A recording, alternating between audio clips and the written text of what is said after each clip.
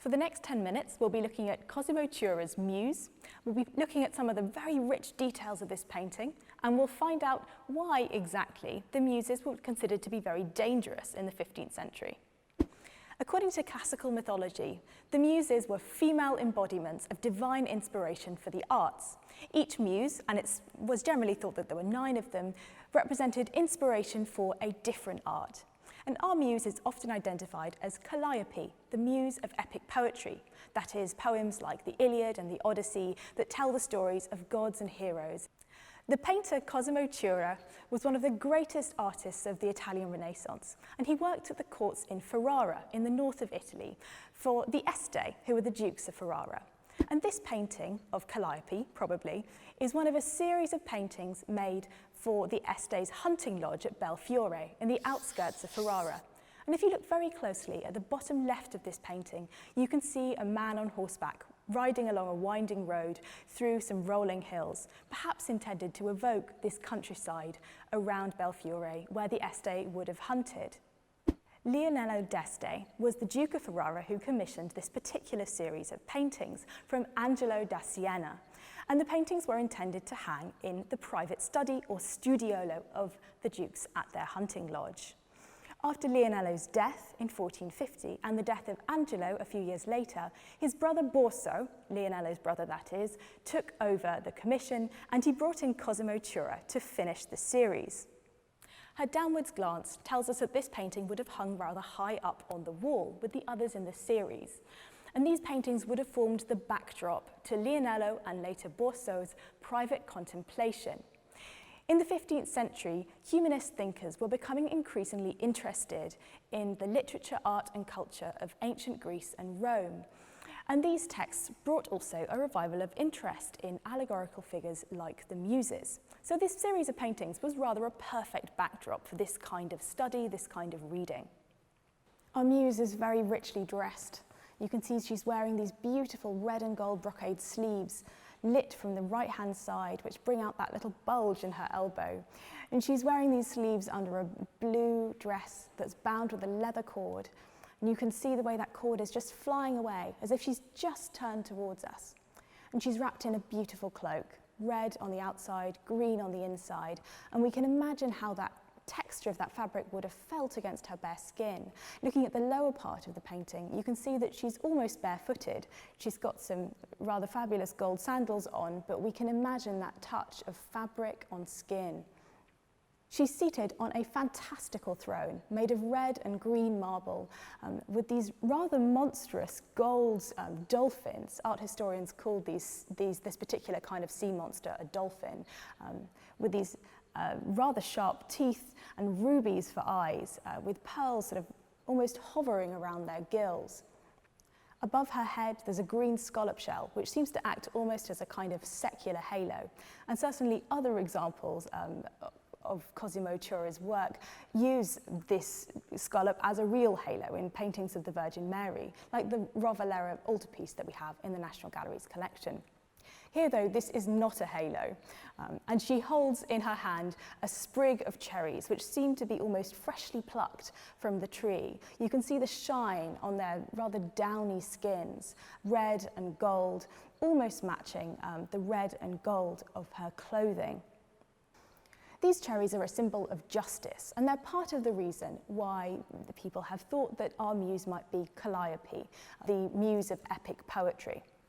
But identifying the muses in this series has been made rather more complicated by the discovery of a letter written by a poet called Guarino of Verona to Leonello, talking about this commission, this group of paintings. Guarino sets out his ideas of what exactly these paintings should look like and what exactly the attributes of these muses should be. And his description of Calliope is very unlike our painting.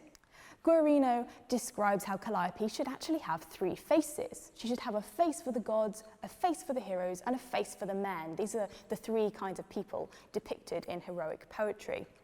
Guarino also wrote that Calliope should have an inscription, proclaiming that she gave the poets their raw material and resounding voice. When we look very closely at our painting, we can see that some of these attributes might be suggested by details in the painting. If we look very carefully at the lower right of the painting, you can see a blacksmith in his forge, his arm high above his head as he beats down on a sheet of metal at his forge. And we can imagine the sound that this would make, a deep, resounding, bell-like sound, perhaps suggesting that resounding sound that poetry could bring when inspired by our muse. The fantastical throne itself could be seen as a symbol of poetic ingenuity, and certainly those golden sea monsters are a symbol of artistic ingenuity and great skill and fantasy. The contrast between the dolphins and those cloth of gold sleeves that our muse is wearing, those also suggest a kind of artifice as well. So not only an invention, but also an artifice. And throughout this painting, Tura is playing with the representation of different kinds of material. If we look at that upper part of the painting again, look at that contrast between those cherries, the rubies, the pearls, and then that chain of coral and rock crystal beads that is hanging over the giant scallop shell. All of those objects are about the same size, they're all tiny spheres, and yet Tura is very carefully showing us that they are all made of very different materials. He's showing off his skill in oils, learnt from the great Roger van der Weyden, that master of the Northern Renaissance who was working in the courts of Ferrara around the same time. So we can read this painting as a demonstration of artistic invention, of poetic invention, but also artistic artifice and poetic artifice. But Cosimo Tura's inclusion of these golden sea monsters is not just a demonstration of his own ability and a suggestion of poetic artifice, of ornament and rhetoric. These sea monsters also hint at a rather more dangerous, rather more contentious reading of the Muses, which was prevalent in 15th century Europe.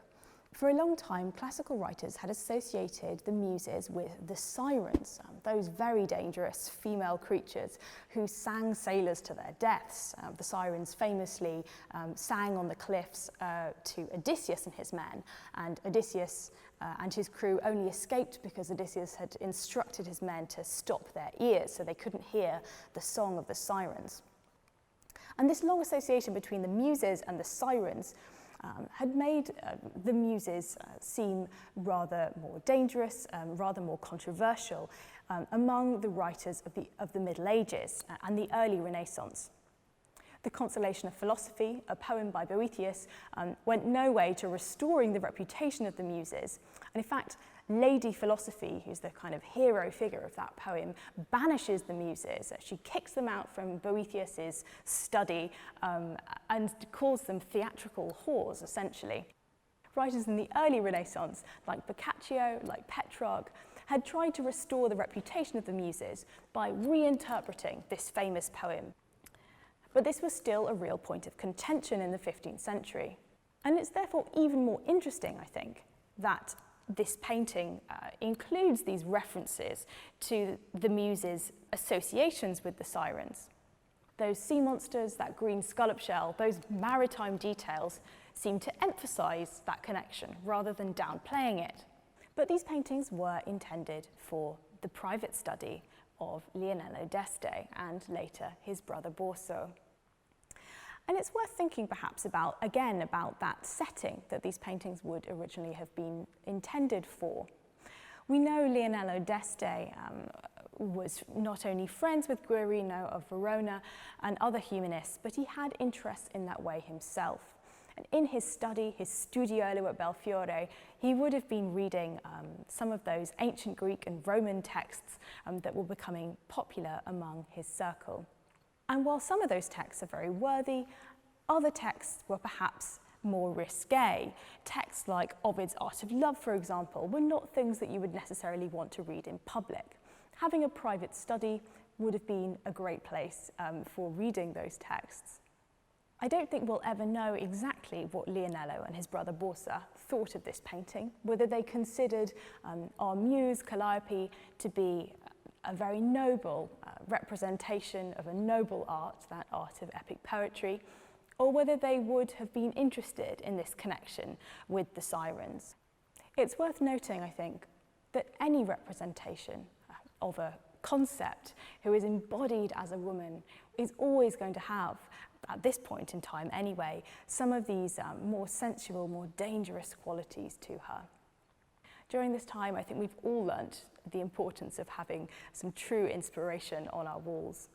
And this muse, Calliope, and her sister muses, now scattered across the world, would, I think, have provided a similar inspiration to those Renaissance princes in their study at Belfiore. If you're interested in learning more about art history, click here and here. Thank you very much for watching, and we'll see you next time.